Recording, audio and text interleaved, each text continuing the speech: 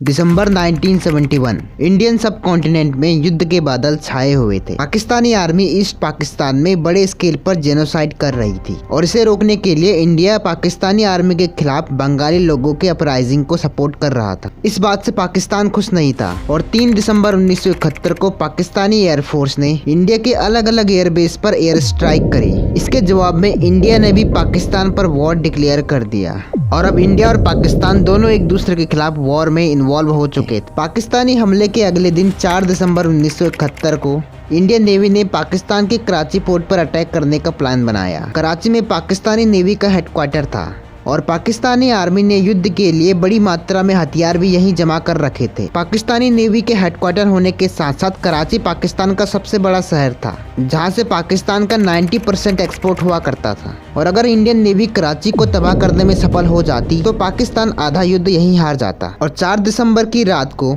गुजरात के ओखा पोर्ट से 5 navy ship Karachi की तरफ रवाना हुई। इसमें सोवियत रूस से खरीदी हुई 3 विद्युत क्लास मिसाइल बोट आईएनएस निपात, आईएनएस निर्घट और आईएनएस वीर थे और ये बोट सोवियत स्टिक्स मिसाइल से लैस थे। इन बोट्स को पाकिस्तानी सबमरीन के अटैक से बचाने के लिए और बेटर रडार डिटेक्शन प्रोवाइड करने के लिए इनके साथ 2 शिप आईएनएस किल्टन और आईएनएस कच्छल भेजा गया। जैसे ही इन शिप्स ने द्वारिका को क्रॉस किया, आईएनएस कच्छल द्वारिका में रुककर पेट्रोल करने लगी ताकि वापस आते समय इन मिसाइल बोट्स को कवर दिया जा सके और बाकी बची 4 शिप सीधा कराची की तरफ रवाना हुई।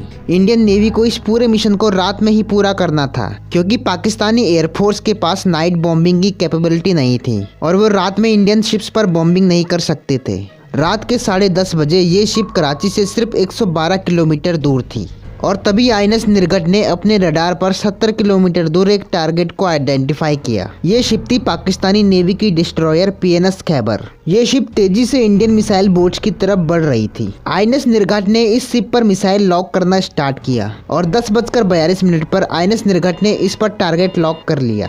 इसके बाद ग्रुप कमांडर बीबी यादव ने खैबर पर स्टिक्स मिसाइल लॉन्च करने का ऑर्डर दिया। मिसाइल तेजी से पीएनएस खैबर की तरफ बढ़ा। इस अटैक से पाकिस्तानी शिप की सारी पावर सप्लाई बंद हो गई और शिप ने मूव करना बंद कर दिया। पीएनएस खैबर ने नेवल हेडक्वार्टर में मैसेज भेजा, enemy aircraft attacked, ship boiler hit and ship stop. PNS Khyber को अभी भी तैरता हुआ देख कमांडर बीबी यादव ने दूसरी स्टिक्स मिसाइल लॉन्च करने का ऑर्डर दिया और दूसरी मिसाइल ने इसका दूसरा बॉयलर रूम हिट किया जिससे कि पीएनएस खैबर आग के गोले में तब्दील हो गया और 1 घंटे बाद अपने 222 सेलर्स के साथ अरब सागर में डूब गया।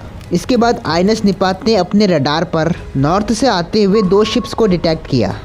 इनमें से एक cargo ship MV Venus Challenger थी जो कि अमेरिका और ब्रिटेन से पाकिस्तान के लिए हथियार ला रही थी और दूसरी शिप थी Pakistani destroyer PNS Shahjahan. INS Nipat ने इन दोनों पर एक स्टिक्स मिसाइल फायर की। दोनों स्टिक्स मिसाइल ने सटीक अपने टारगेट पर हिट किया और British cargo ship Venus challenger आग के गोले में तब्दील हो गया। पीएनएस शाहजहां भी बुरी तरह से डैमेज हो गया। इसके बाद आईएनएस निपात कराची की तरफ तेजी से बढ़ता है। कराची के पास पहुंचते ही आईएनएस निपात ने 2 स्टिक्स मिसाइल कराची की ऑयल रिफाइनरी केमारी की तरफ लॉन्च किए। इनमें से एक मिसाइल मिसफायर होकर अरब सागर में गिर गई जबकि दूसरी मिसाइल ने सीधा अपने टारगेट की तरफ बढ़ते हुए ऑयल फील्ड को हिट किया। इससे ऑयल फील्ड में बहुत बड़ा धमाका हुआ और पूरी ऑयल रिफाइनरी आग के लपटों में घिर गई।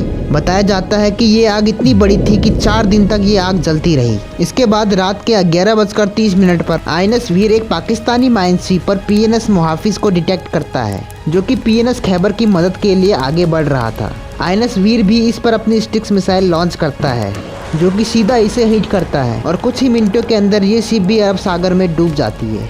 इस तरह अपने अटैक को अंजाम देकर सभी इंडियन नेवी की शिप वापस इंडिया की तरफ आना स्टार्ट कर देती है। दोस्तों, इस ऑपरेशन का नाम था ऑपरेशन ट्राइडेंट और इस ऑपरेशन की खास बात ये थी कि इसमें एक भी इंडियन नेवी का पर्सनल नहीं मारा गया जबकि इंडियन नेवी ने पाकिस्तान की 4 शिप्स और ऑयल टैंकर को डिस्ट्रॉय कर दिया। इस अटैक के बाद पाकिस्तानी आर्मी को बहुत बड़ा सदमा लगा और अंत में 12 दिन बाद पाकिस्तानी आर्मी ने सरेंडर कर दिया। दोस्तों, इस ऑपरेशन को इंडियन नेवी का one of the most successful operation माना जाता है और इसलिए इंडिया 4 दिसंबर को नेवी डे के रूप में सेलिब्रेट करता है। दोस्तों, ऐसी और वीडियो देखने के लिए चैनल को सब्सक्राइब जरूर कीजिए। मिलते हैं अगले वीडियो में।